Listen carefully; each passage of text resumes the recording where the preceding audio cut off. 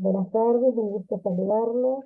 Daremos inicio a la defensa de tesis correspondiente a la carrera de posgrado, maestría en tributación, titulada Constitucionalidad del procedimiento de determinación de oficio del impuesto sobre los ingresos brutos. Análisis en las jurisdicciones subnacionales de Mendoza, Misiones, Buenos Aires, Ciudad Autónoma de Buenos Aires, Río Negro, Neuquén. Esta tesis ha sido elaborada por la especialista contadora Romina Gabriela Velati, documento nacional de identidad número 23.710.857, quien aspira a la obtención del título de posgrado de magíster en tributación. La dirección de tesis ha estado a cargo del doctor abogado Santiago Alejandro Núñez.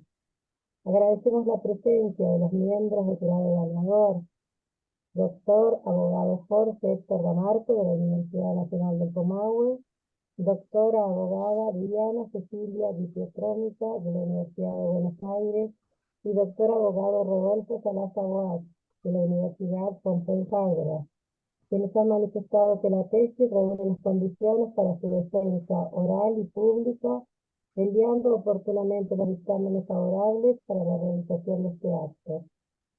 Se encuentran presentes el coordinador, la señora decana, magíster profesora Mariela David Martínez, el coordinador académico de la carrera, especialista contador Mario Goldman Rota,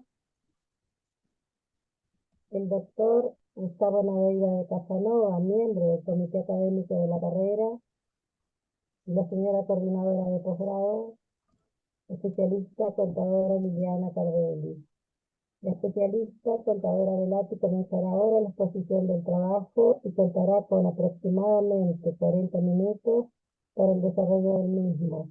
Los señores miembros del jurado podrán realizar preguntas, aclaraciones y ampliaciones una vez culminada la exposición. Especialista contadora Romina Velati puede comenzar. Bueno, buenas tardes nuevamente. Voy a compartir pantalla porque he preparado una presentación que sirve de guía y de explicación del trabajo que se va a exponer.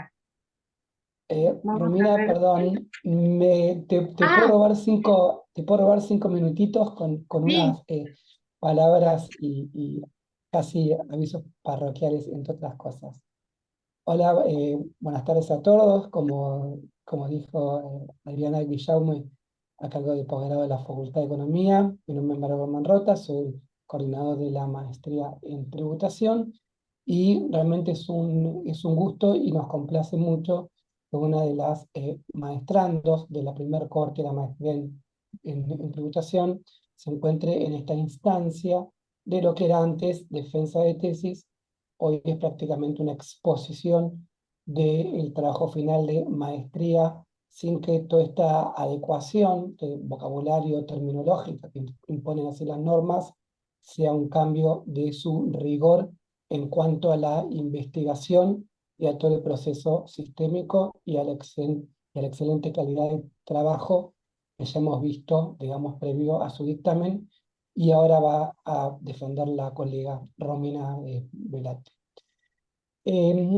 Les voy a robar también 2, 3 minutitos, un brevísimo, más que un homenaje, es un recordatorio del contador magíster Ignacio Carnicero, sí. quien falleció de manera tempestiva e improvista, con un dolor muy profundo en todos los que, en lo que lo conocíamos, familiares, amigos, incluso compañeros y colegas. El contador ya va a ser un mes de esta injusta partida. Era muy joven, tiene 62 años. Ignacio fue el impulsor y el creador tanto de la especialización en tributación acá en la Universidad Nacional del Comahue, que tiene ya poco más de 25 años, como el impulsor de la maestría en tributación, creada en el año 2015, y un sinfín de propuestas académicas, no solo de la Universidad Nacional del Comahue, sino en la región toda. Realmente yo creo que todos estamos aquí por, de, decir charlas con quien, como decía Ignacio, es el alma mater acá detrás de todo esto y ha apoyado a las carreras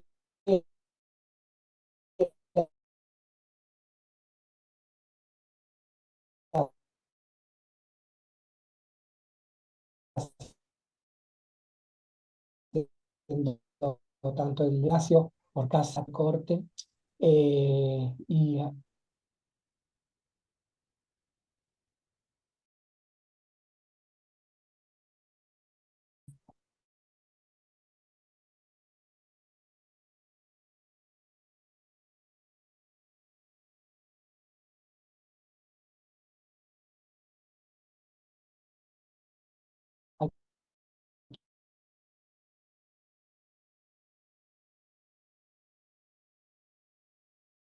Yo quiero adherir a lo que dijo Mario, me parece que es de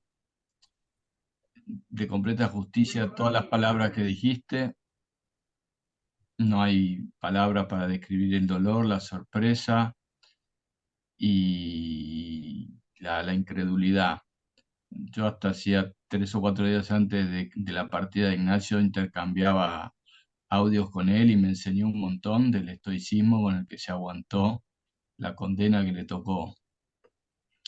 A mí me parece que el Comahue tiene magia, parte de esa magia es Ignacio, pero parte de esa magia son todos ustedes que están ahí y que Ignacio está en un cachito de Ignacio entre cada uno de nosotros y que tenemos que seguir por él y por nosotros y sobre todo por la gente que va a seguir pasando por las aulas del Comahue, poniéndole el mismo impulso y con las distintas pinceladas que le daba. Ignacio le daba algunas, Mario le daba otras y a los que eventualmente nos toca acompañar también le damos las nuestras con ese sentido de pertenencia que nos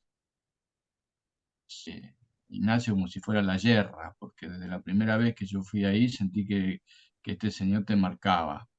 Eh, Recuerdo que en marzo estuvimos con él, que hizo la presentación de la nueva cohorte, y no lo puedo creer que hoy no esté acá poniendo la presencia, pero está. Bueno, perdón lo sensiblero, pero creo que era de justicia decirlo. Gracias, Gustavo. Yo querría decir 2 palabras. Esta carrera nació conversando con Ignacio allá por la década del 90, por 1994, 1995, conversando en el Consejo Profesional de Ciencias Económicas. Algún día le dije, está bien que yo vengo a dar clase y ustedes escuchan las clases, pero yo no les puedo dar ningún certificado de nada, no les puedo dar un diploma. ¿Por qué no tratan de organizar la carrera en la universidad? Y él fue el motor de la carrera y de la maestría, no solamente de la especialización.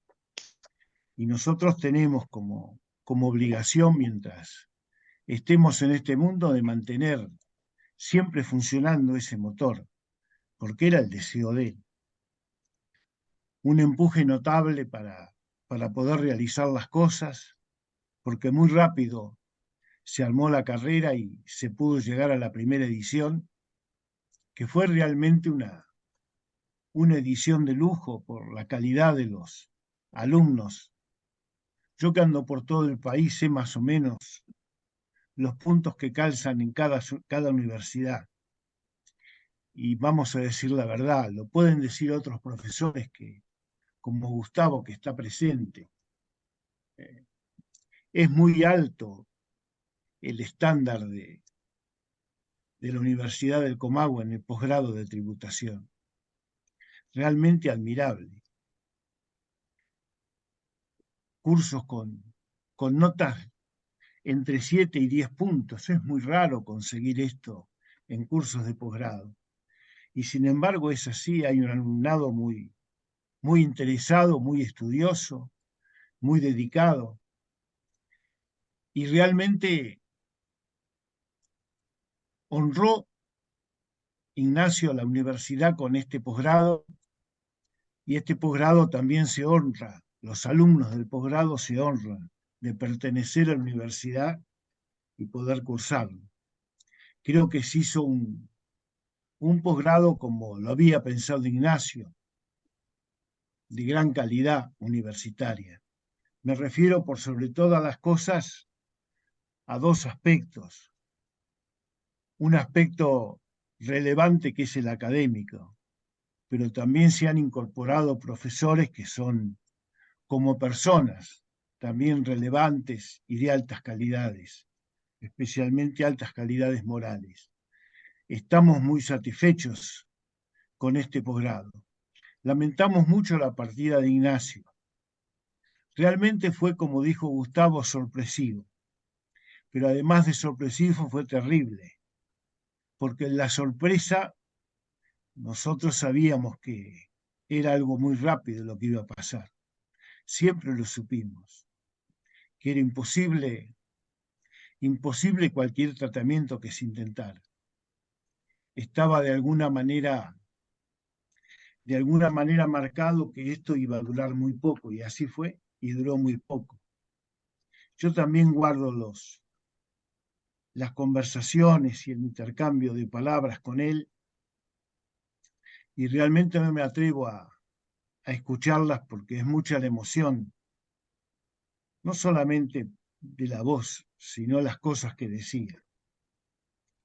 Yo creo que este posgrado y esta edición y esta reunión realmente lo llenaría de orgullo a él saber que dos más de los alumnos que han cursado la maestría hoy están en condiciones de acceder al título de magíster. Creo que le debemos rendir un homenaje y le debemos agradecer de modo permanente todo lo que hizo por la Universidad del Comahue, porque realmente le regaló un posgrado que ya tiene varias ediciones y que, visto desde afuera, por alguien que transita el país dando clase, realmente es un lujo para los alumnos poder cursar en esta universidad. Yo creo que seguramente donde esté, está muy contento y muy alegre sabiendo de esta reunión y sabiendo además y deseando que sea exitoso el resultado de la reunión. Así que a todos los invito a elevar un abrazo al cielo para Ignacio.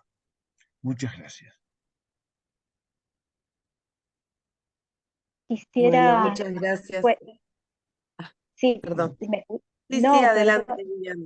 Mariela, Adelante. perdón. Eh, Quisiera decir simplemente también expresar mi profundo pesar, no lo podía creer hace un mes cuando llegó la comunicación desde la Asociación Argentina de Estudios Fiscales. Me sumo a todo lo que se ha dicho hasta ahora, no tuve el placer de conocerlo personalmente, sino a través de este Zoom cuando participé como jurado de su impecable tesis, pero yo ya él lo conocía a través de los artículos y toda la producción doctrinal que él había tenido, y sabía de su excelencia profesional y de su nivel académico. Me sorprendió muchísimo. Desconocía que estuviese pasando un momento tan difícil porque era una persona que se la veía muy saludable, por lo menos a través de estas pantallas. Eh, y bueno, a todos ustedes que han estado con él, y que fue quien generó esta carrera, esta especialización, el mentor de todo esto, ustedes que están más de cerca, y su familia, por favor les pido que le hagan llegar un fuerte y muy cálido abrazo de mi parte. A ustedes y a la familia de él también, aunque no conozcan. Gracias, Viviana. Bueno, gracias, Jorge, gracias, Gustavo, gracias, Marito, por estas palabras tan cariñosas. La verdad que para nosotros fue una pérdida muy importante. sobre todo porque a Ignacio lo conocemos, yo lo conozco desde siempre que estoy en gestión acá en la facultad, y bueno, todos los aportes que ha realizado para la facultad han sido sumamente importantes. Él fue una persona muy generosa, creativa, una excelente persona y mejor profesional.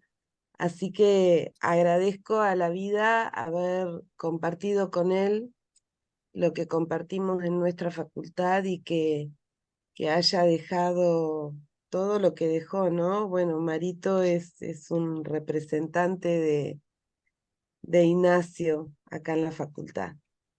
Así que gracias también porque nos ha permitido conocernos, Jorge, Gustavo, Viviana, Rodolfo no lo conozco personalmente, pero sí nos ha permitido tener este vínculo que tenemos con ustedes y contar con su colaboración para el dictado tanto en este caso de la maestría y de la especialización. Así que el paso de Ignacio ha dejado todo eso acá en la facultad y va a continuar. Y sí, es una pena una persona tan joven y tan buena, tan generosa que haya pasado lo que pasó, ¿no? Así que gracias a ustedes por este reconocimiento y bueno, Romina, disculpas por tomarnos estos minutos, pero son necesarios. No, no, Así no, está bien. que No, gracias. humildemente quiero sumarme sin opacar las bellísimas palabras y el hermoso recuerdo del doctor Damarco. Yo tuve la oportunidad de conocerlo profesionalmente, de conocerlo como profesor y de conocerlo como compañero de maestría, y quiero destacar su generosidad. Fue una persona muy generosa, desde ofrecer su impecable biblioteca para poder realizar un trabajo, y siempre bregó por la profesionalización de la administración pública. Y eso es de destacar, porque es muy raro encontrar que se recepte académicamente a los que elegimos desarrollar nuestra profesión en la administración pública.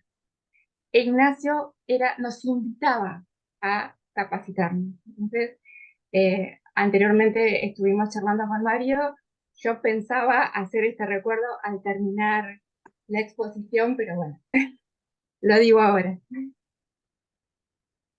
Bueno, ahora sí, Muchas si puedo gracias. compartir pantalla. Sí, Romina, adelante.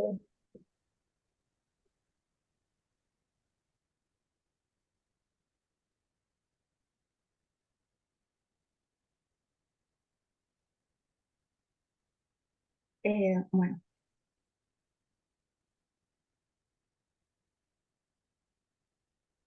la presente tesis de maestría surge con la intención de analizar en las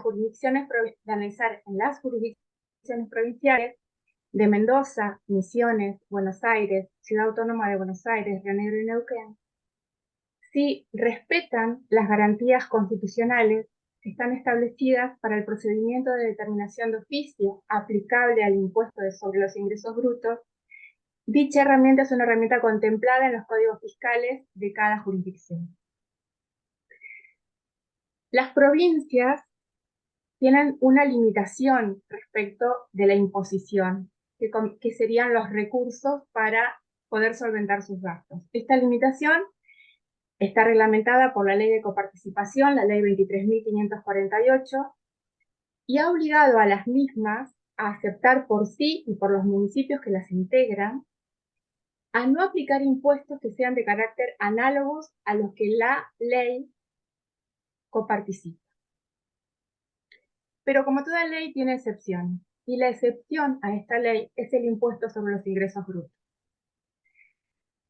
El impuesto sobre los ingresos brutos es un impuesto que grava el ejercicio de una actividad económica dentro de las jurisdicciones, dentro del ámbito físico de las jurisdicciones. Por lo cual, cualquier contribuyente, administrado ciudadano que ejerza una actividad en una jurisdicción provincial está sujeto al impuesto sobre los ingresos brutos.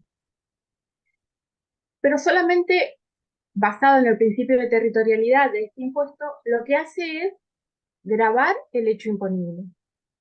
No le da, no determina la base.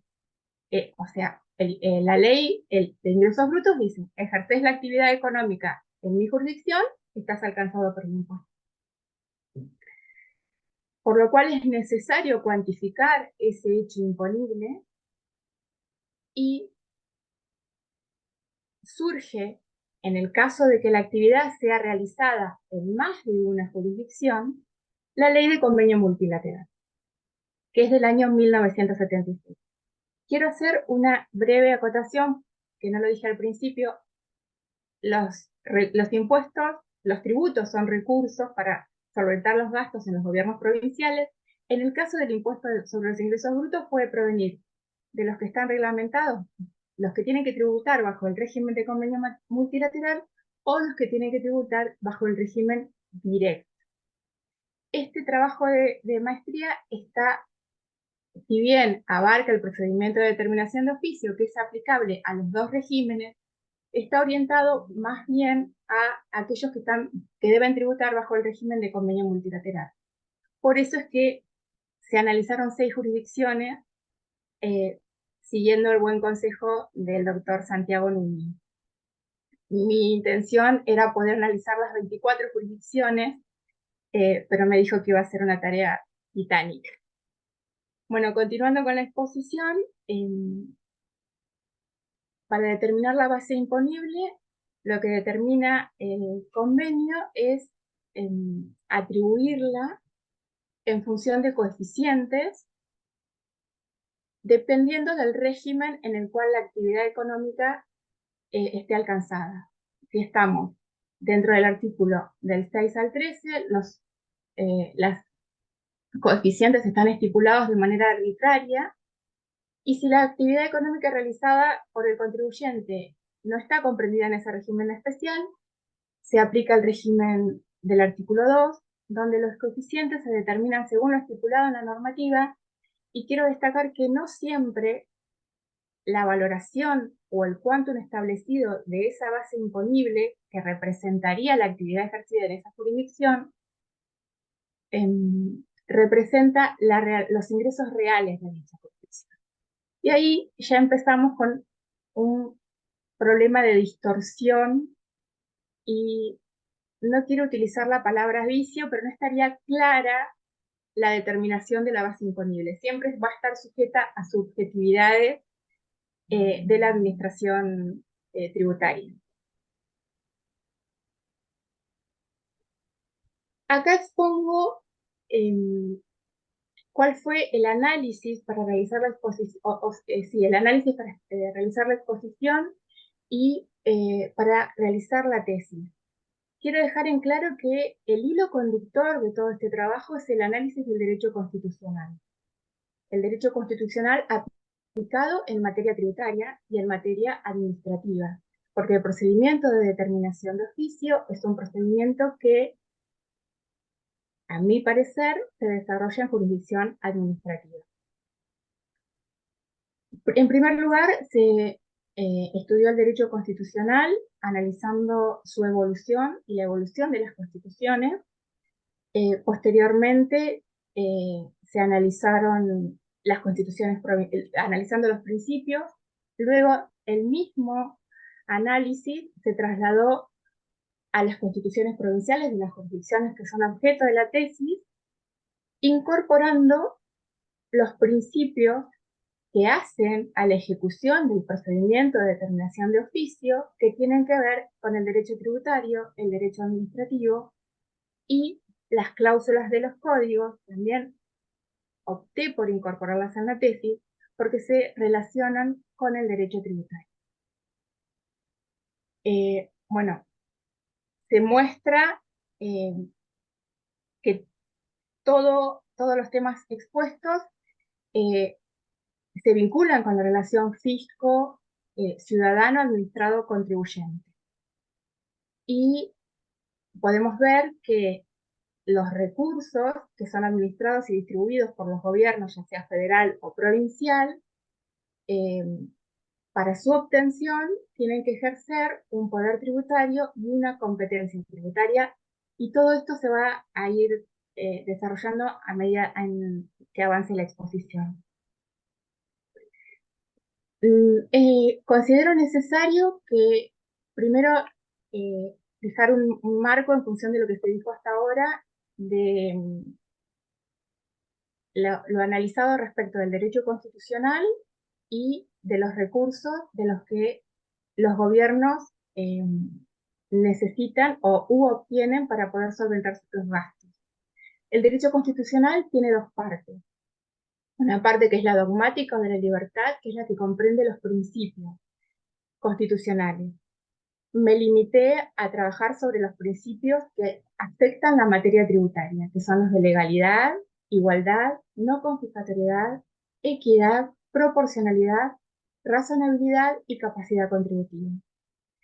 Y también tiene otra parte, que es la del poder o estructurada, que se relaciona con las autoridades de gobierno, el gobierno federal, el gobierno provincial. Acá estaría la administración de los recursos obtenidos por el impuesto sobre los ingresos brutos. Como ya vengo diciendo, los gobiernos necesitan de recursos para poder solventar sus gastos. Los recursos, tenemos los recursos tributarios que vienen de los tributos. Y los tributos hay tres clases: impuestos, tasas y contribuciones especiales. Y en el caso del gobierno federal también tenemos los recursos aduaneros. Esto no aplicaría a los gobiernos locales. Para realizar esa distribución de los recursos, todo gobierno necesita de una armonización del sistema fiscal. Consideré pertinente mencionar tres modos o analizar tres tipos de estos sistemas de armonización tributaria.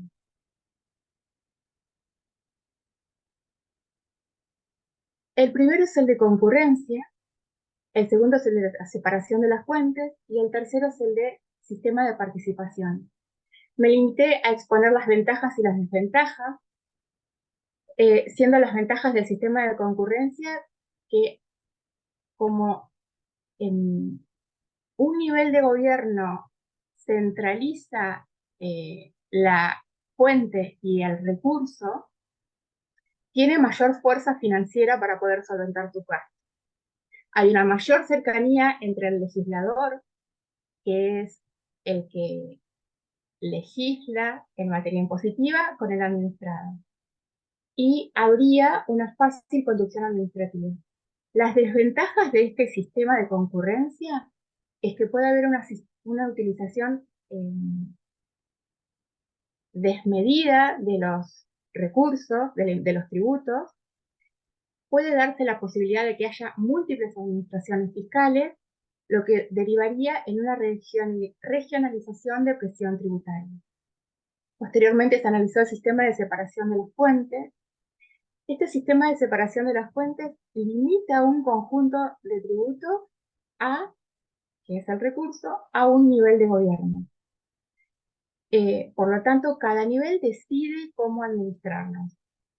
En un modelo de Estado gendarme se podría lograr una razonable coordinación financiera.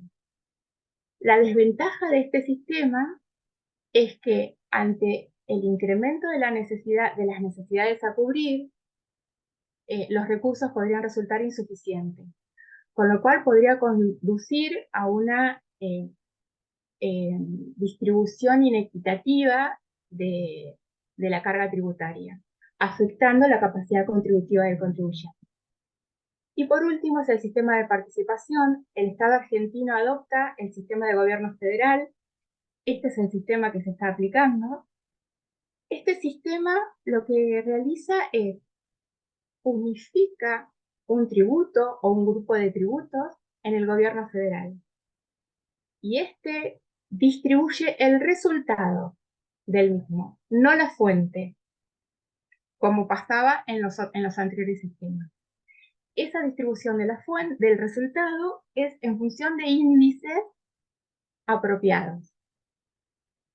Las ventajas de este sistema es que evita una superposición de gravámenes, elimina una duplicación de administraciones fiscales y, por supuesto, de fiscalización. Y la política fiscal se adecuaría a la capacidad contributiva del contribuyente comprendido en la ley. La gran desventaja es que le quita autonomía a cada nivel de gobierno al elegir cuáles son los instrumentos tributarios para solventar los gastos necesarios a su administración. Una vez planteados estos dos temas que considero necesarios para poder continuar en la exposición, voy a comenzar a desarrollar los principios que son aplicados al procedimiento de determinación de oficio. Bueno, se analizaron los principios constitucionales, los principios del derecho administrativo y los principios del derecho formal sustantivo. Dentro de los principios constitucionales tenemos siempre abocados a la materia tributaria. El de legalidad, que incluye el de reserva de ley. El principio de legalidad tiene como finalidad otorgar y afianzar seguridad jurídica al procedimiento. Y se relaciona con el principio de reserva de ley porque hay dos modalidades respecto de materia tributaria. La absoluta, que nos establece que todas las normas tributarias deben emanar de una ley, y la relativa, que solo aquellos que tienen que ver con elementos esenciales deben emanar de una ley. Y también se relaciona con el principio de razonabilidad. Posteriormente tenemos el principio de igualdad, el cual sostiene que todos los ciudadanos deben contribuir al sostenimiento del gobierno. Esa contribución debe exigirse en función de la capacidad tributaria de cada uno.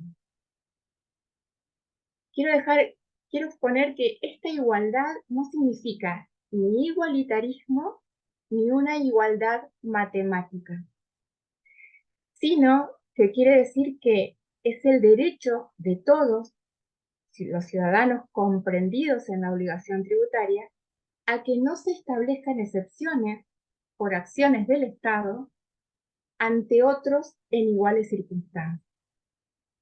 O sea, no apunta a pagar igual impuesto, sino a que se consideren los mismos derechos y las mismas obligaciones a una situación igual.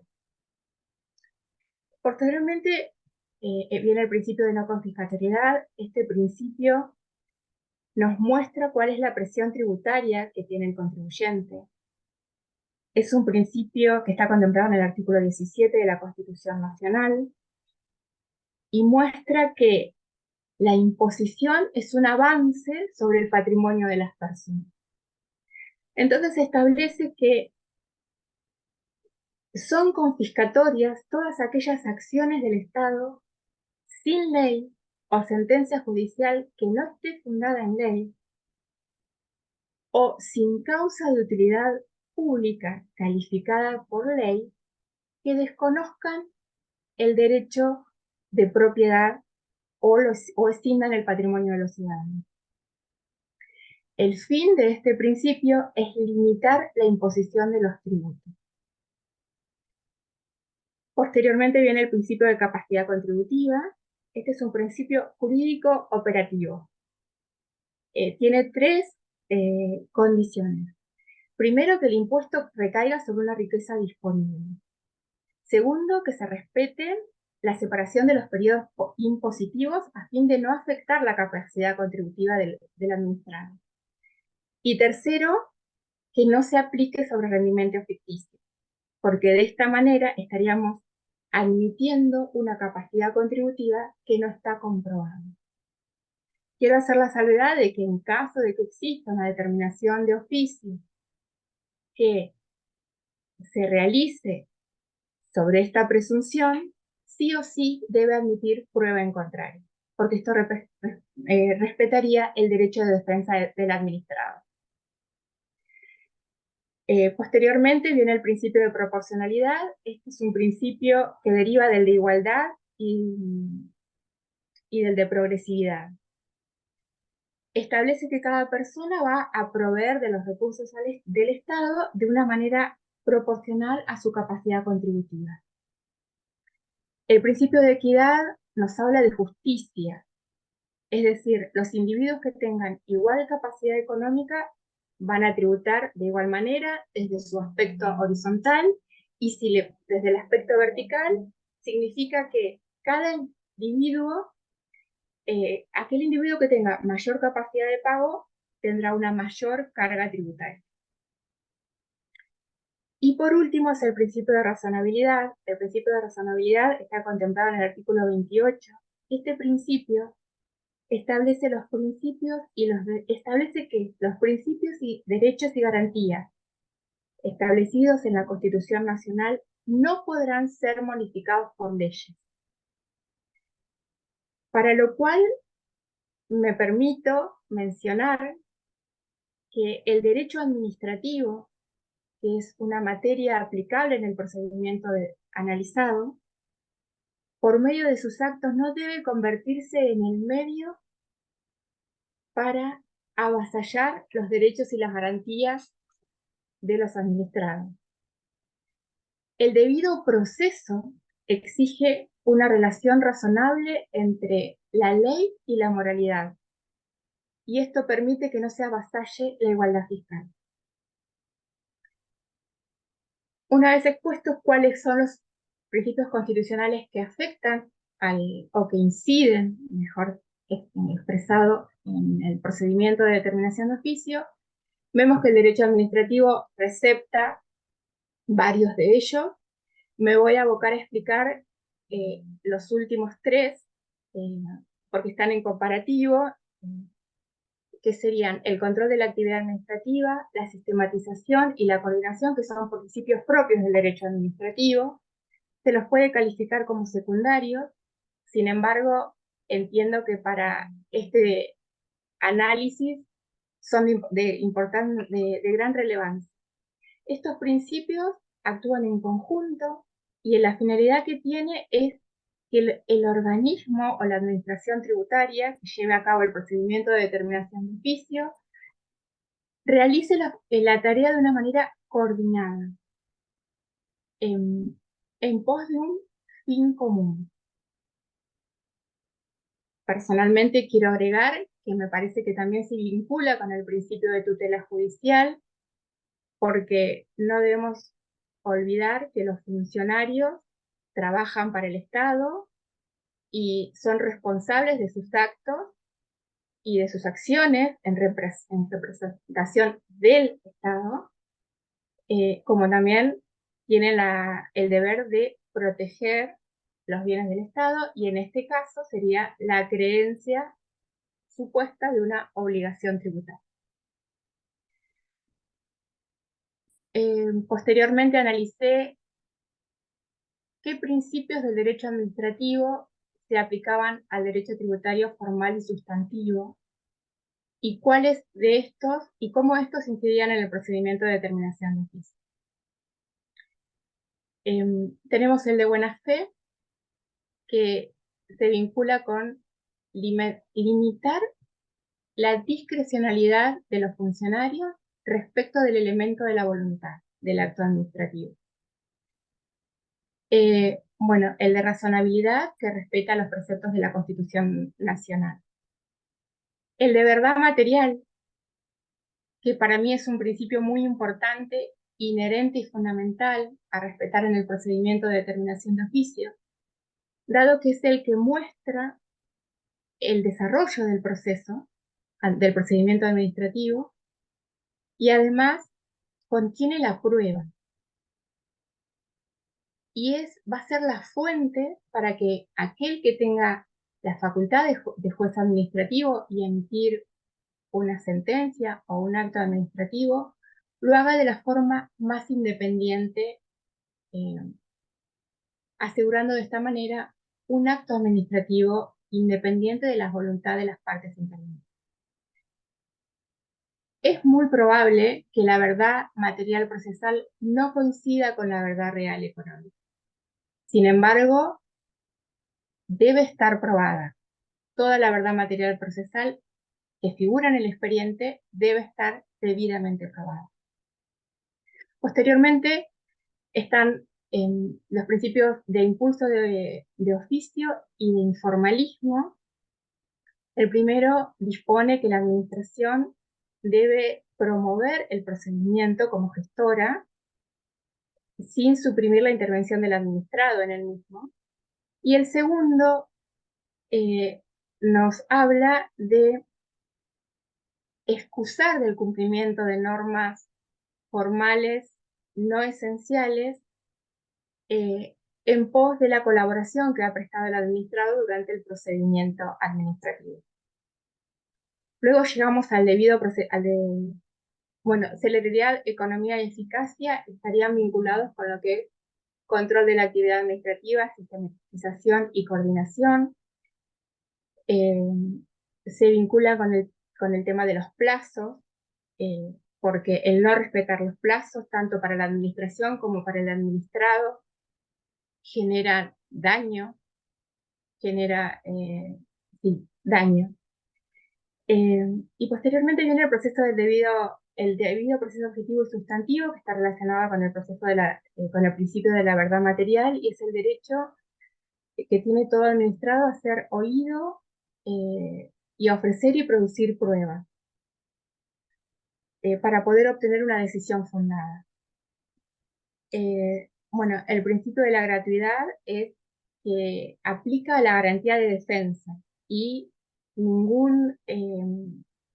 es decir, el acceso a poder defender, a interponer un recurso de reconsideración, debe ser gratuito. Quiero hacer una salvedad. Esto es en Río Negro, que es donde actualmente en la Fundación de Río Negro, donde estoy desarrollando mi tarea profesional.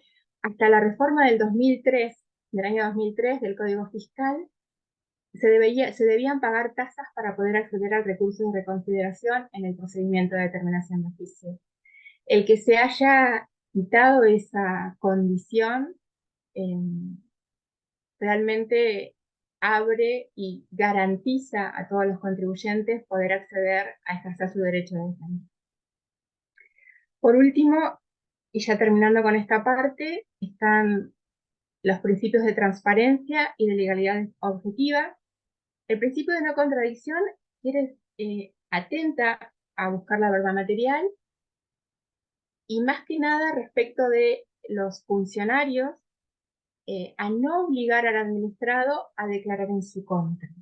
O sea, no puede declarar en su contra respecto de los hechos realizados.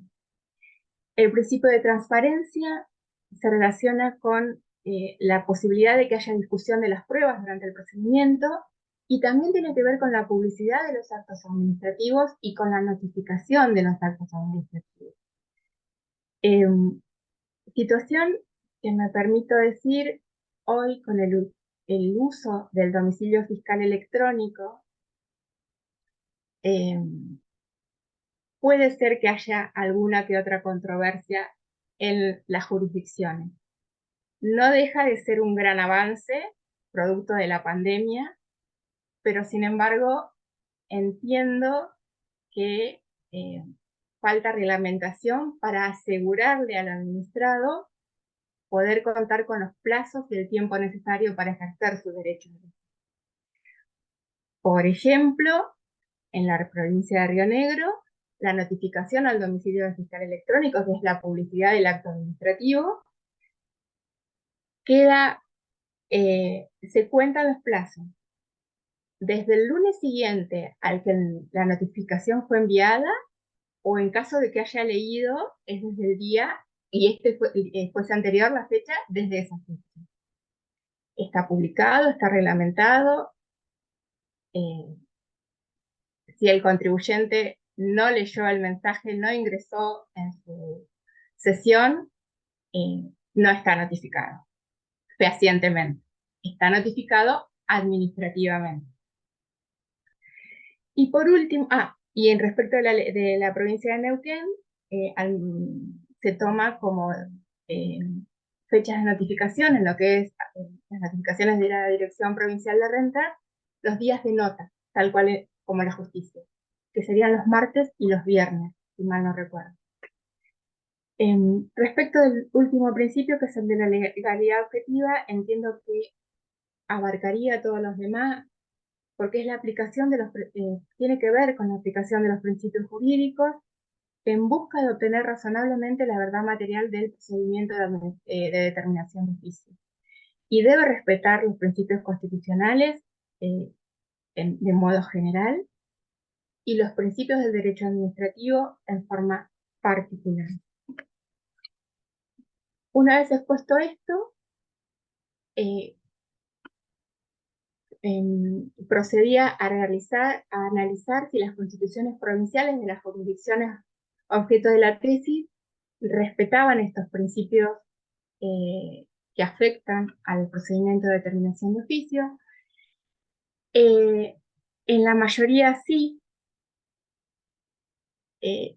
Quiero dejar en claro que se hizo un análisis anterior que no está expuesto en la filmina respecto de un agrupamiento de las constituciones provinciales en función de las modificaciones que fueron surgiendo anterior o posterior a la reforma constitucional de 1994. Bueno, Mendoza no ha tenido reformas sustanciales, sí respeta los principios de legalidad e igualdad, y es oportuno dejar en claro que respecto del principio de no confiscatoriedad, adopta el concepto de establecimiento de utilidad pública en el caso de avasallamiento por parte de la administración sobre el patrimonio de las administradas. Misiones recepta en su constitución los principios de legalidad, igualdad, no confiscatoriedad, y deposita en la Cámara de Legisladores todo aquello que tiene que ver, reglamentar todo aquello respecto de los impuestos y las contribuciones. La provincia de Buenos Aires recepta todos los principios, y al igual que la provincia de Mendoza, respecto del principio de no confiscatoriedad, hace alusión a los establecimientos de utilidad pública. Lo voy a mencionar ahora. La Constitución Nacional, en su artículo 75, establece 4 cláusulas, que son las cláusulas de los códigos, que en breve las mencionaré, y estas cláusulas se relacionan con el derecho tributario porque limitan y hacen a la armonización del sistema fiscal tanto nacional como provincial. La Ciudad Autónoma de Buenos Aires, su constitución es posterior a 1994, es del año 1996, recepta todos los principios y también recepta las cláusulas, y también recepta la cláusula del progreso al incorporar el principio de solidaridad dentro de su normativa. Lo mismo sucede con las constituciones de las provincias de Río Negro y de Neuquén. Explícitamente hablan sobre los propósitos de justicia y necesidad social. Son casi idénticas las redacciones en estas últimas 2 jurisdicciones. Y me parece interesante resaltar que las constituciones provinciales reivindican las autonomías provinciales y municipales y exigen un sistema de armonización tributaria. Entiendo que es una de las razones por las cuales se deciden incorporar estas cláusulas constitucionales. Como mencioné, las cláusulas constitucionales son 4, están comprendidas en el artículo 75 de la Constitución Nacional. La primera cláusula es la de los códigos, y su función breve está vinculada directamente con mostrar la autonomía del derecho tributario y la posibilidad de legislar la normativa de fondo y cómo se plantea el conflicto con las normativas provinciales.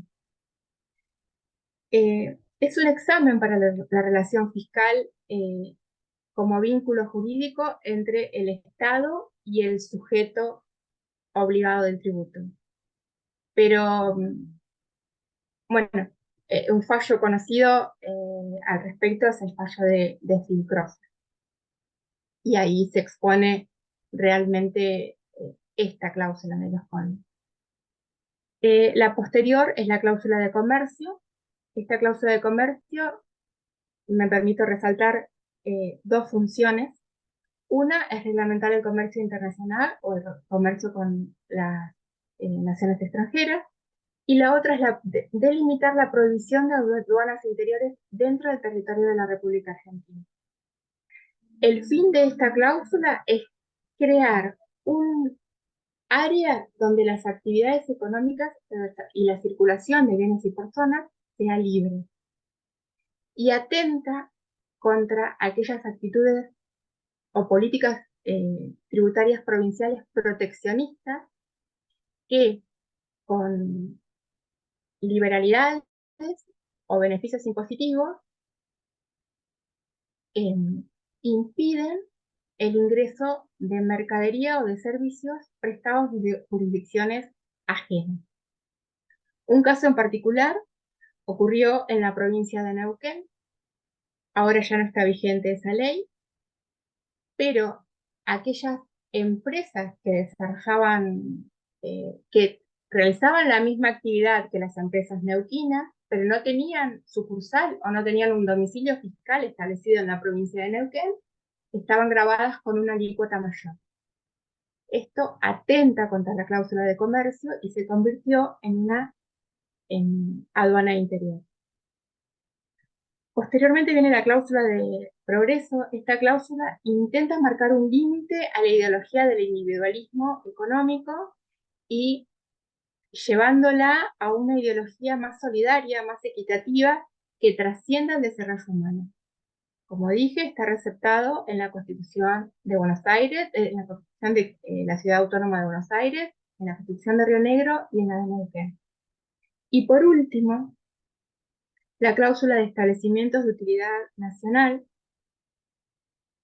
nos define que son los establecimientos de utilidad nacional, son aquellos espacios ocupados, ya sea por edificios, dependencias, instalaciones, que estén destinados a poner en ejercicio las competencias del gobierno federal.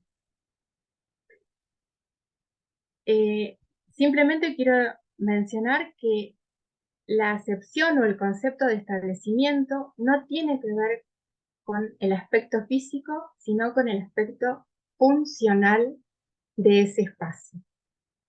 Me pareció muy pertinente incluirlo en el trabajo de la tesis, porque son cláusulas que afectan directamente al derecho tributario, y el procedimiento de determinación de oficio, si bien es un procedimiento que se desarrolla en la jurisdicción administrativa, tiene que ver con el derecho tributario. Bueno, volviendo al tema de análisis y ya intentando concluir, quiero decir que el procedimiento de determinación de oficio es una sucesión de actos y de acciones de la administración, por lo cual se incluyó en un capítulo de la tesis el análisis del derecho administrativo. El procedimiento de determinación de oficio debe respetar todos los elementos del acto administrativo: competencia, voluntad, forma y objeto. Y también tener especial cuidado en los vicios que podrían afectar dichos actos. El vicio de un acto no deviene tanto de la ausencia de un elemento, sino del incumplimiento del orden jurídico respecto del orden jurídico violado. Y eso puede provocar que tengamos actos administrativos nulos, que no tienen efecto, o actos administrativos anulables, que quizás con un acto administrativo posterior pueden ser subsanados.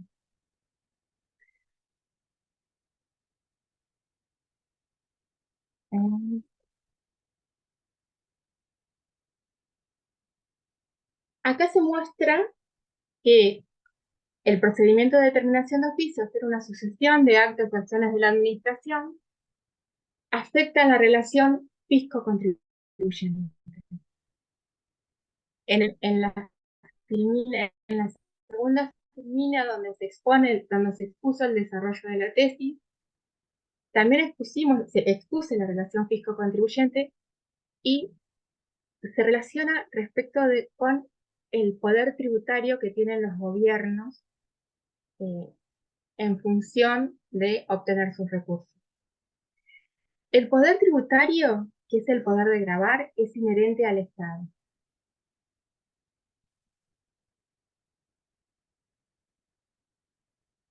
Pero ese poder tributario tiene un aspecto que es la competencia tributaria. Esa competencia tributaria es la facultad de ejercer ese poder tributario. Esa competencia tributaria sí puede estar delegada en organismos o lo que hoy se conoce como administraciones tributarias. Esas administraciones tributarias provinciales tienen varias funciones. Dado el dado el tema de tesis, solamente voy a exponer dos de aquellas que considero son las relacionadas.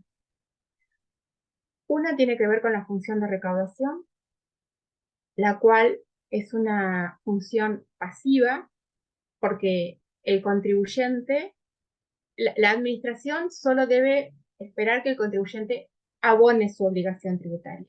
No debe incitar a que la pague. Y la otra es la función de recaudación, la función de fiscalización, perdón. La función de fiscalización es una función netamente activa. La función de fiscalización es buscar y convencer al administrado del cumplimiento de las obligaciones tributarias, ya sean formales o sustanciales. Y buscar mejorar ese cumplimiento, no solo que los cumpla, sino que lo haga de una manera mejor.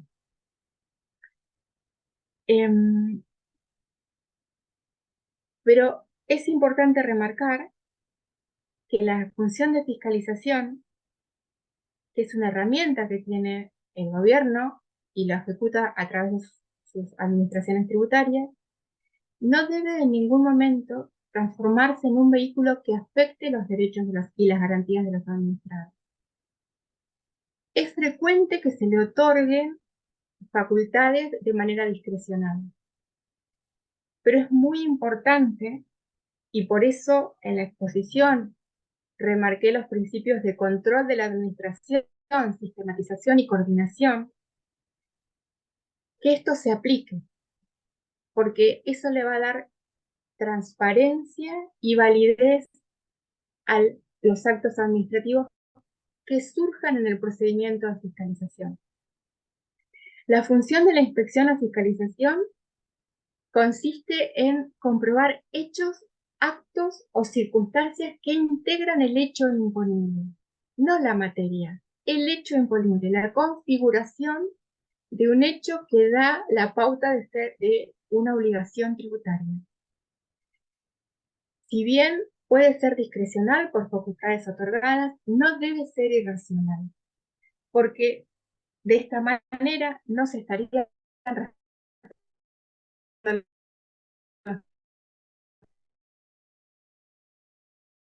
principios de... Todas las normas del derecho de los actos de administración deben estar sujetas a la constitucionalidad. La administración tributaria fiscaliza tanto a nivel nacional como a nivel provincial según lo establecido en sus códigos fiscales. Esta fiscalización va a tener un resultado que va a estar en una liquidación, y esa liquidación puede exteriorizar un resultado, una creencia a favor del fisco, que va a ser el objeto de la obligación tributaria, una creencia, un saldo a favor del contribuyente, o un resultado que no tenga interés fiscal, que en la jerga de los fiscalizadores se conoce como SIF, sin interés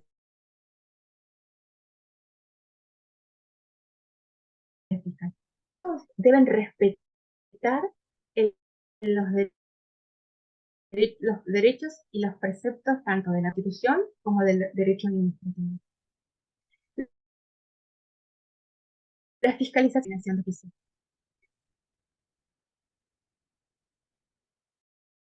Y es la que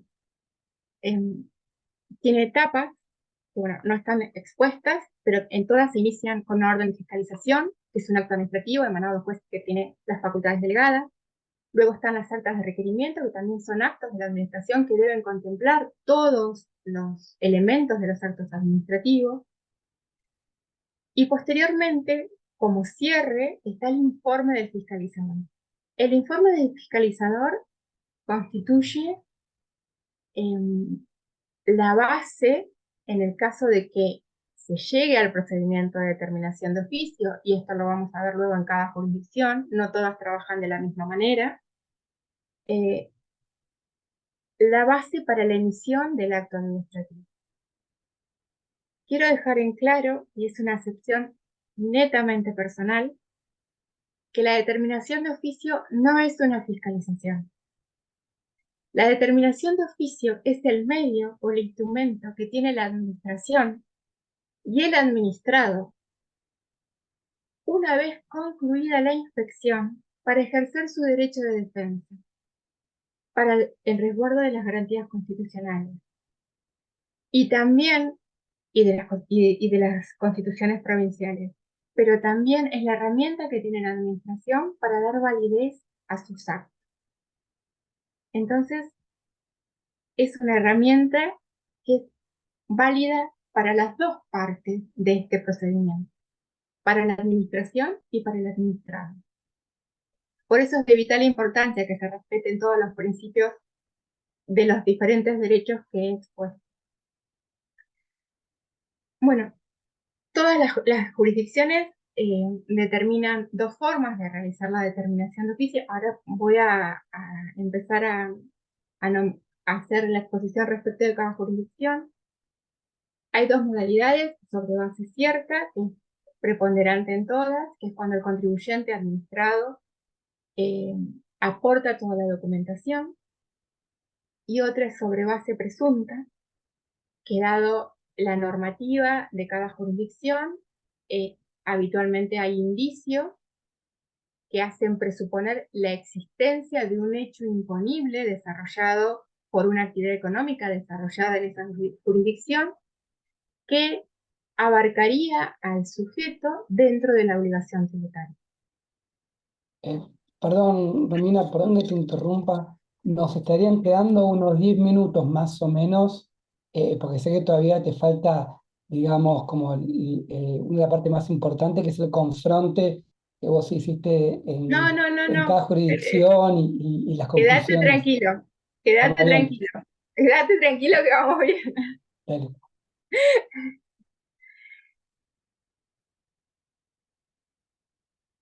Bueno, acá se expone un análisis reducido de las administraciones, de cómo ocurre el procedimiento de determinación de oficio en cada jurisdicción. Podemos ver en común que todos, como lo dije anteriormente, respetan la determinación sobre base cierta o base presunta, que respetan el principio de legalidad porque está establecido en los códigos fiscales. La novedad en la provincia de Mendoza es que está el recurso de aclaratoria, que es anterior al recurso de reconsideración, y es un recurso que se interpone ante el director de la administración tributaria sobre resoluciones de funcionarios de jerarquía menor. El recurso de revocatoria, el recurso de reconsideración, como se conoce en el resto de las jurisdicciones, en Mendoza toma el nombre de revocatoria, y el recurso de apelación toma el nombre de recurso jerárquico. Se puede concluir que Mendoza sí respeta los principios constitucionales y los principios del derecho administrativo. Voy a hacer un agrupamiento que es diferente del que está expuesto, Lo mismo ocurre con Buenos Aires y con con la provincia de Buenos Aires y con la ciudad de Buenos Aires, con una salvedad que la provincia de Buenos Aires, para poder interponer el recurso ante el Tribunal Fiscal, establece un monto mínimo de capital a discutir, que hasta el año 2022 era de 700.000 pesos. Y respecto de la ciudad autónoma de Buenos Aires, el plazo para presentar el descargo es improrrogable, no así los plazos para la producción de la prueba. Me voy a continuar con las otras 3 provincias, que son Misiones, Río Negro y Neuquén, que están agrupadas, o sea, en mi exposición las agrupo de esta manera porque son las que menos cumplirían con las garantías constitucionales respecto de la aplicación de este principio, en este procedimiento.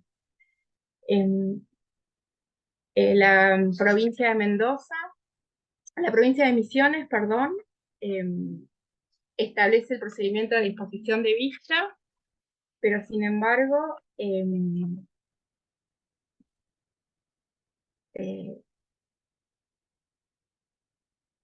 tiene, a ver, el avasallamiento que se produce se da a diferentes principios. Uno tiene que ver con que la determinación de oficio es sobre un periodo total. Entonces no se pueden presentar pruebas parciales, salvo que en la resolución determinativa del inicio de determinación de oficio se aclare que es parcial. Esto detenta el derecho de defensa, lo ataca. La otra... ¿se me olvidó?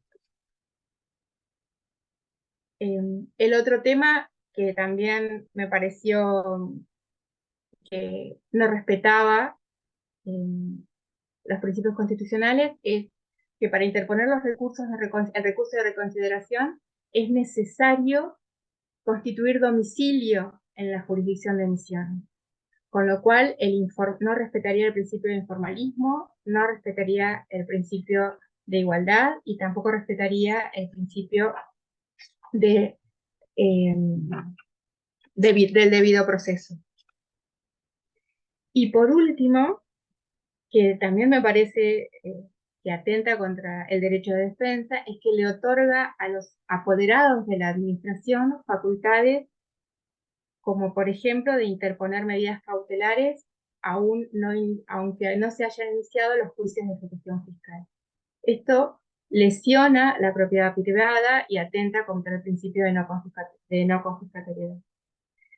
Respecto de las provincias de Río Negro y Neuquén, la legislación es muy similar. Quiero dejar en claro que ambas provincias tienen 2 procedimientos, o se puede dividir en 2 procedimientos. Uno devienen de las fiscalizaciones y otros devienen de las liquidaciones del artículo 40. Me voy a abocar, en principio, la liquidación del artículo 40 es un procedimiento express que se realiza bajo 3 condiciones. Cuando el contribuyente, la base se determina bajo 3 condiciones, por documentación aportada por el contribuyente, por declaraciones juradas obtenidas de otros fiscos o por información obtenida en la administración tributaria. Este procedimiento directamente notifica al contribuyente de una resolución determinativa de una liquidación administrativa, de una obligación tributaria, otorgándole el plazo de 15 días para interponer el recurso de reconsideración. Entonces, nos estamos perdiendo, o el contribuyente está perdiendo, el acceso al derecho de defensa durante el periodo de fiscalización. Entiendo que es un procedimiento express, para mí socava los principios constitucionales, que tienen que ver fundamentalmente con el debido proceso adjetivo. Y en caso de que se utilice, tiene carácter excepcional. No debe ser un procedimiento habitualmente utilizado por las administraciones tributarias, porque claramente es inconstitucional. Y bueno, no aclaré que en todas las demás jurisdicciones, como también en Neuquén, el procedimiento de determinación de oficio se inicia con una resolución determinativa emanada de un juez administrativo que tiene las facultades delegadas, y esta resolución debe cumplimentar con todos los elementos del acto administrativo, identificando al contribuyente, indicándole cuál es la infracción cometida y cuál es la pretensión fiscal que ostenta el Estado. Quiero particularmente detenerme en la provincia de Río Negro respecto del procedimiento, respecto de la fiscalización y cómo en el caso de que termine una determinación de oficio. En el 2017 se reforma el Código Fiscal y se crea un híbrido, porque el cierre de la fiscalización se realiza con una disposición de vista en la cual se instruye sumario y se condiciona al administrado o al contribuyente a determinados beneficios en caso de que se allane a la pretensión fiscal.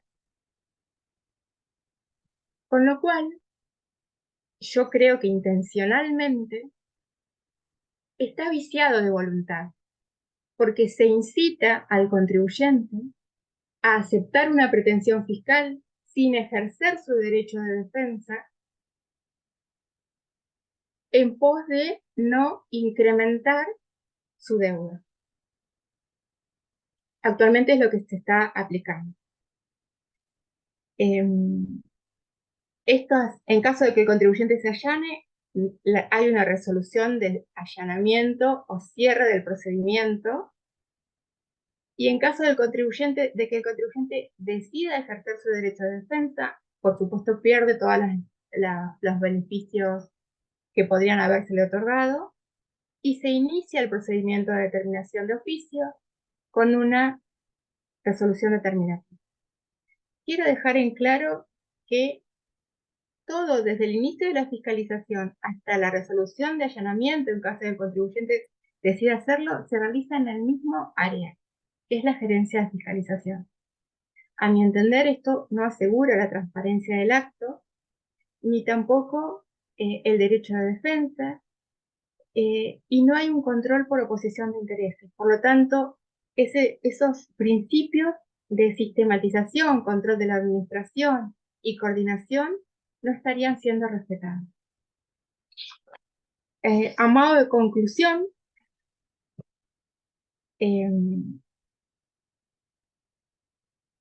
puedo decir que las jurisdicciones analizadas respetan los principios básicos constitucionales de legalidad, equidad, capacidad contributiva e igualdad. Sin embargo, cuando expuse las jurisdicciones de Misiones, Río Negro y Neuquén, vimos que no sucede lo mismo respecto del debido proceso, del no confiscatoriedad y del derecho de defensa.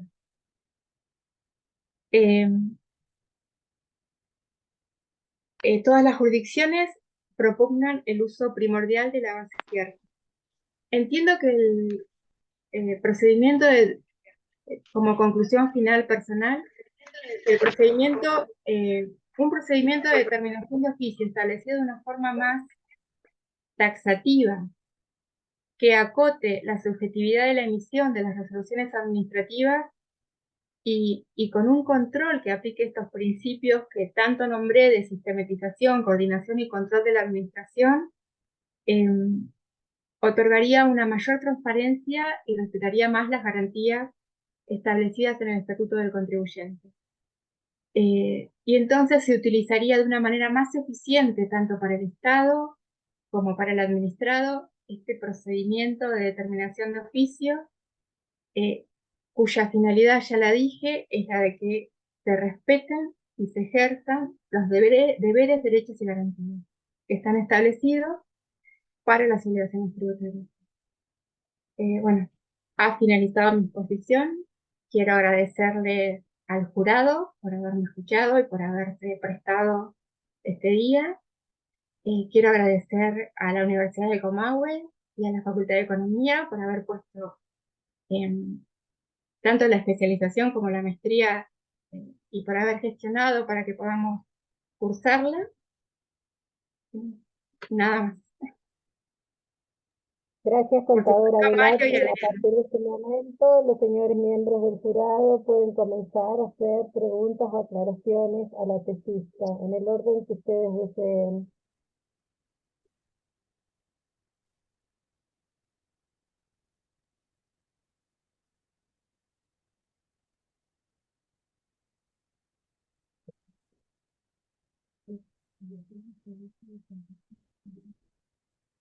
Por favor, contadora Velázquez, ¿puede dejar de compartir pantalla?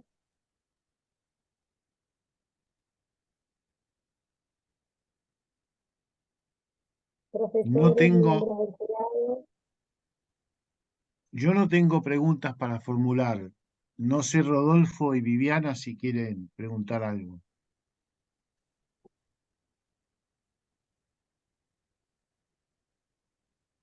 Bueno, ¿se me escucha bien? Porque me puse unos Sí, auriculares. sí. ¿Qué te escucha?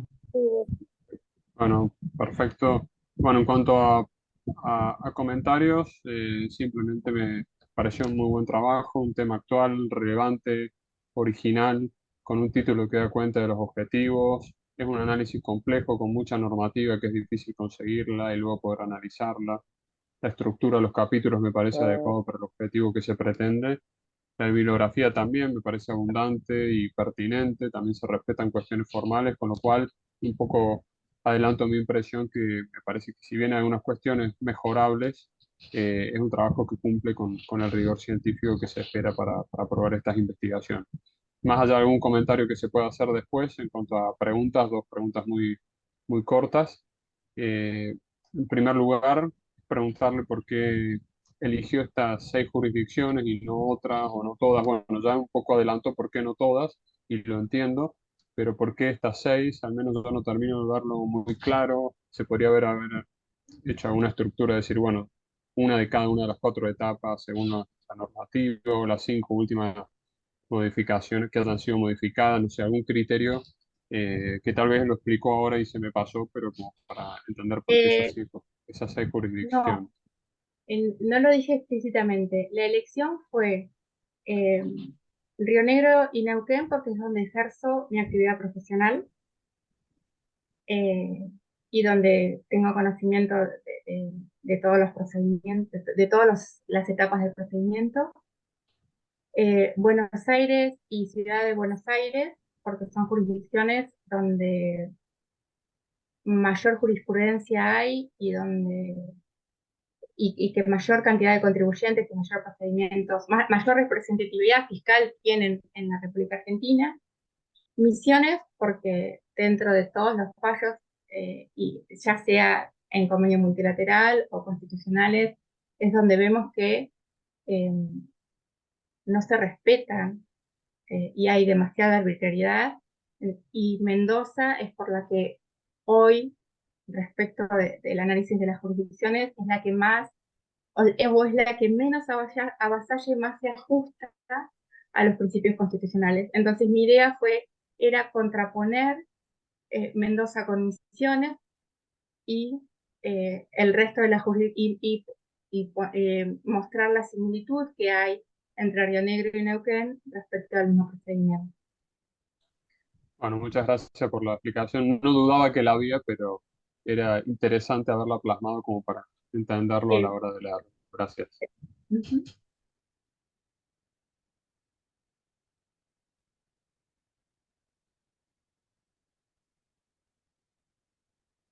Bueno, si no hay más preguntas, Adriana. sí, Viviana, doctor, que la doctora Di Pietrónica creo que se está conectando nuevamente al audio. Bien, ¿se me escucha? Sí. Sí, sí. doctora, Ah, adelante. voy cambiando de celular para que se me vea, pero bueno, escuché toda la exposición porque cuando Romina empezó a compartir pantalla ahí se me complicó desde el celular. escuché la pregunta del doctor Salasa Boix y la respuesta de Romina, no sé si la terminó o si continuó el doctor Salasa haciéndole otras preguntas. Sí, sí, ya terminó ella. Así que Perfecto, perfecto. adelante nomás. Bueno, entonces voy con un par de observaciones, porque como bien dijo el doctor Salasa, siempre son mejorables los trabajos. Ya en otras oportunidades en las que fui jurado de tesis, me gusta hacer las observaciones en presencia, por supuesto, de quien está exponiendo. En este caso la contadora Romina Velati, porque pienso que por ahí en algún momento le interese publicar el trabajo, entonces me parece que son observaciones que puede tener en consideración para una publicación. Observaciones de tipo formal, bueno, hay algunos errores de redacción y de tipeo, Romina, que eso debería repasarse. Y después las citas a pie de página, cualquiera sea el estilo que usted adopte para hacerlas, sería importante que lo mantuviera a lo largo de todo el trabajo. Es decir, si cita fallos de la Corte, citarlo siempre de la misma manera. De la misma manera. Exacto. Bueno, eso Sí, es sí, sí. lo que hace a cuestión formal. En lo que es más de fondo, la primera parte, cuando usted hace todo el estudio de los principios constitucionales en general, si bien el trabajo está enfocado a la constitucionalidad en el proceso de determinación de oficio en punto al impuesto sobre los ingresos brutos a nivel local, ¿no? Pero cuando hace esta referencia y explicación de principios constitucionales, por supuesto que hay fallos de la Corte que son leading case, que son precedentes, que no se los puede soslayar, pero sería importante para que el trabajo mantenga actualidad, aunque sea citar muy brevemente algún último fallo del tribunal, de la Corte me refiero, para ver si ese precedente se mantuvo a lo largo de tantos años o si la Corte lo ha modificado o ha brindado una interpretación diferente. Por ejemplo, cuando usted se refiere a la causa Filcrosa Sí. del año 2003, esa causa va de la mano con una posterior de la Corte, que es Volkswagen, del año 2019, y justamente lo que la Corte dice en Volkswagen en materia de prescripción está ahora repercutiendo a nivel de todos los fiscos locales y puntualmente del impuesto sobre los ingresos brutos. Esto se observa mucho acá en la jurisdicción de la Ciudad Autónoma de Buenos Aires, porque a partir, es como que Volkswagen viene a completar un poco la interpretación de Filcrosa, y a partir de lo que la Corte dice en Volkswagen, las jurisdicciones locales están haciendo ahora una revisión de sus fallos, dejando de aplicar tan linealmente el código de fondo para ver a partir de qué momento la relación jurídica se concluyó por completo y en función de Volkswagen volver a aplicar las normas de los códigos fiscales locales. Entonces por ahí esos fallos en materia, bueno, en este caso de Filcrosa, y después en materia de principio de no confiscatoriedad, que cita algunos, también tener en cuenta los últimos fallos de la Corte en materia de no confiscatoriedad, referidos puntualmente al ajuste por inflación y al impuesto a las ganancias, porque digamos, los precedentes son más antiguos, son referidos a tributos de carácter local, y en los últimos años la Corte se ha venido pronunciando en materia de confiscatoriedad en cuanto a tributos nacionales. Luego, en lo que es cláusula de comercio, sería importante que en la parte de la conclusión del trabajo, o sea, la cláusula de comercio está abordada en la página 31 de su trabajo, y luego la conclusión, que está en la conclusión en la página 119. Bien, en cuanto a la cláusula de comercio, en la página 31, sería importante por ahí haberlo desarrollado un poco más en la conclusión de la página 119. Lo siguiente, usted en la conclusión dice que, bueno, de las jurisdicciones analizadas, en líneas generales, puede concluirse que respetan los principios constitucionales básicos de legalidad, equidad, etcétera, etcétera. Sin embargo, dice más abajo, se han ejemplificado situaciones donde los actos administrativos han sido objetos de vicios relacionados a la voluntad, subjetivos e interpretación de normas que han llevado a interponer acciones declarativas en pos del ejercicio del derecho de defensa. Puntualmente, en lo que es cláusula de comercio, usted lo mencionó, esta tendencia a nivel local, que también se da en el caso de la Ciudad Autónoma de Buenos Aires, que es la que más conozco porque es en la que trabajo, esta tendencia a que a través de los códigos fiscales y puntualmente de las leyes, o sea, a través de los códigos fiscales y luego con las leyes tarifarias que fijan las alícuotas, se establecen estas famosas alícuotas diferenciales cuando la empresa contribuyente tiene o no establecimiento radicado en la jurisdicción. Que es lo que usted muy bien desarrolló como bueno, atentatoria contra el principio contra esta cláusula de comercio de carácter inconstitucional, porque en definitiva se está estableciendo una aduana interior. Entonces, en esta parte, la cláusula de comercio, por ahí haber hecho algún desarrollo para luego volcarlo en la conclusión de la página 119, de lo que ha sido la jurisprudencia de la Corte en Bayer, que luego se repite en otros precedentes como Harriet y Donnell, Xcali, etcétera. Porque esta jurisprudencia está siendo seguida, por lo menos a nivel ciudad, podríamos decir que los tribunales de la ciudad se están allanando a esto por ahora.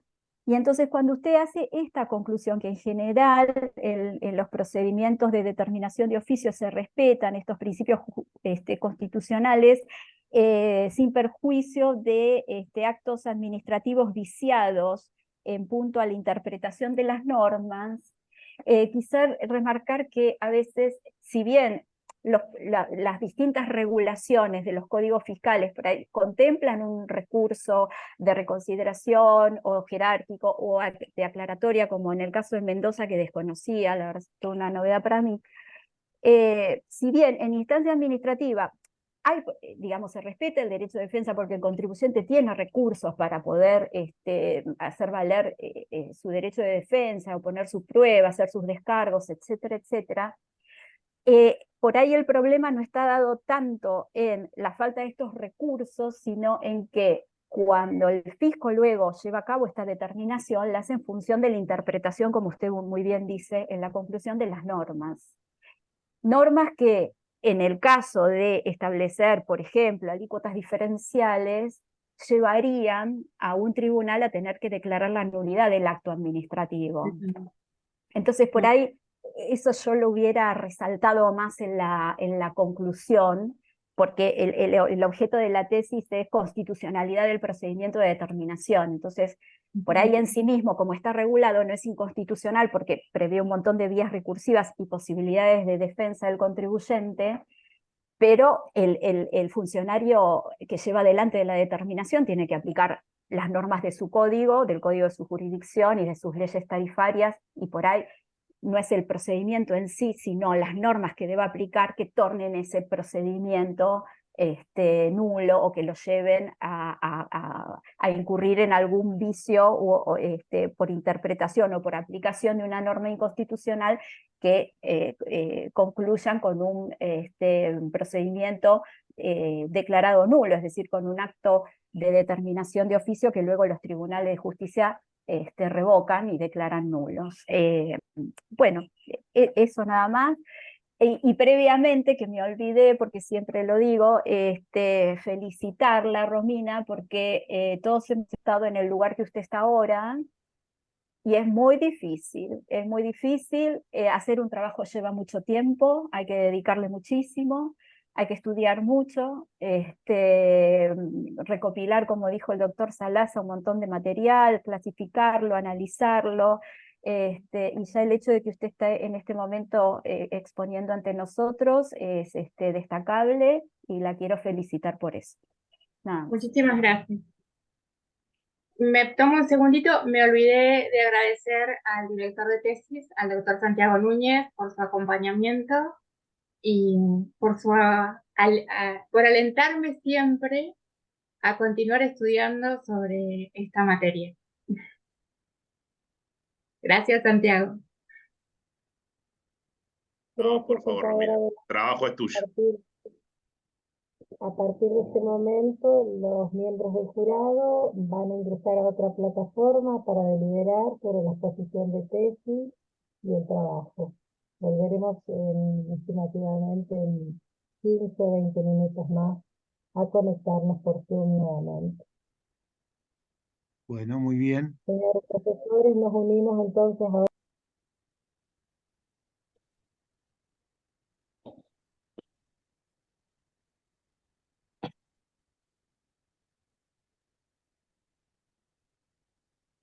Bueno, ya regresamos. Mientras el profesor Damarco termina unos ajustes de conexión, quería darle las gracias en particular al doctor Santiago Núñez, quien ha sido el director de la presente tesis, trabajo final de maestría, no solo por la responsabilidad académica que ello implica, sino también por el tiempo y por la dedicación, ¿no?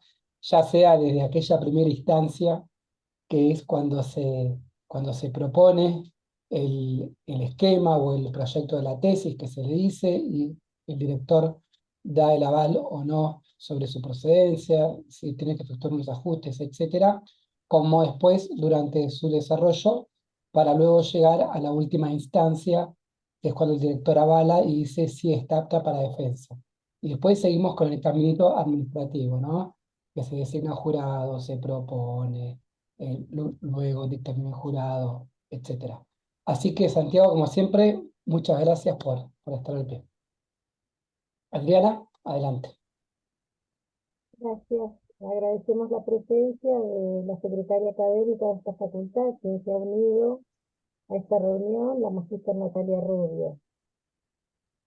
Habiendo finalizado la exposición de tesis por parte de la especialista contadora Romina Velati, el jurado realizó el siguiente dictamen de la exposición oral y del trabajo de tesis. El trabajo satisface los requisitos necesarios para ser aprobado con la calificación 7, bueno, teniendo en cuenta para ello que contiene una exposición aceptable de las normas constitucionales, nacionales y provinciales, relativas a la materia del derecho tributario sustantivo y del derecho tributario administrativo. Asimismo, expone de modo genérico los principales problemas que se plantean en el orden de los procedimientos de determinación de oficio y las eventuales nulidades que podrían afectar a los actos administrativos de determinación de oficio en relación al debido proceso que deben observar las administraciones provinciales. Contadora especialista Romina Velati, felicidades, magíster. Muchísimas gracias. Muchas felicitaciones. Muchísimas gracias, doctor. Romina. Felicitaciones, Romina. Gracias. Felicitaciones a ambos, Muy bien. director y Romina. Felicitaciones, Santiago. Igualmente, a Romina. felicitaciones a Romina y al director de tesis. Gracias, Bueno. Santiago. No parece, pero siempre que se obtiene un resultado así, uno ha terminado un camino y bueno, ahora empieza, o parece que empieza otra vida, porque de algún modo nos desprendemos de una obligación que tenemos sobre nosotros y nos agobia. porque siempre estamos pendientes de lo que estamos Sí, haciendo, que es una carrera universitaria. Llegar al fin, alcanzar la meta y con un resultado exitoso es digno del aplauso y de alguna manera tiene que ser recompensado. Tómese unas vacaciones por un tiempo, disfrútelo, usted es magíster en tributación. La felicito. Y por supuesto, lo felicitamos al director, que ha sido paciente seguramente y ha estado en contacto con ella y se ha tomado también su trabajo. Así que muchas gracias por la colaboración prestada. La universidad también agradece a los directores de tesis sí. por el trabajo valioso que realizan y la colaboración que prestan. Muchas gracias y felicitaciones también. Gracias por sus palabras. También un agradecimiento enorme a los jurados, a los directores, bueno, a quienes representan a la carrera, también a los docentes, porque es un esfuerzo enorme esto de viajar, de venir, tener clases presenciales, y así que la verdad que agradecemos a todos, ¿no? A todos y a todas porque desde un lugar o de otro colaboran para que esta carrera, esta y otras, puedan seguir funcionando y puedan seguir inspirando, y no quería utilizar la palabra capacitando a nuestros graduados, sino dándoles nuevas herramientas que fortalezcan su carrera de grado, ¿no? Así que gracias a todos y todas. Bueno, muy bien. Marito, Bueno, usted tiene la conducción de esto. bueno, muchas gracias a todos. Romina, no te voy a hinchar más. ¿Cómo vas con la tesis? ¿Cómo vas? ¿Cómo vas?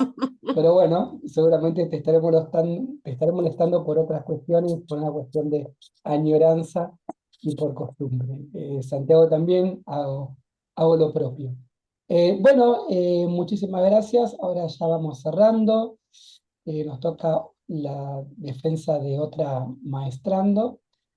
Así que Romina, lo que te pido en particular, tener en consideración, Adriana luego te enviará el dictamen con tu calificación, que luego vos hayas recogido. Este video va a ser transmitido en YouTube, en el canal de la facultad, así que ahí si querés, después vas a poder escuchar con mayor detalle el comentario que te han hecho los miembros del jurado, y en su caso mejorar, como dijo la doctora Pietromica, algunos aspectos de tu tesis para así después luego publicarla en el repositorio público de la Biblioteca de la Universidad Nacional Comahue, y será un lujo que todos puedan consultar sobre tu trabajo.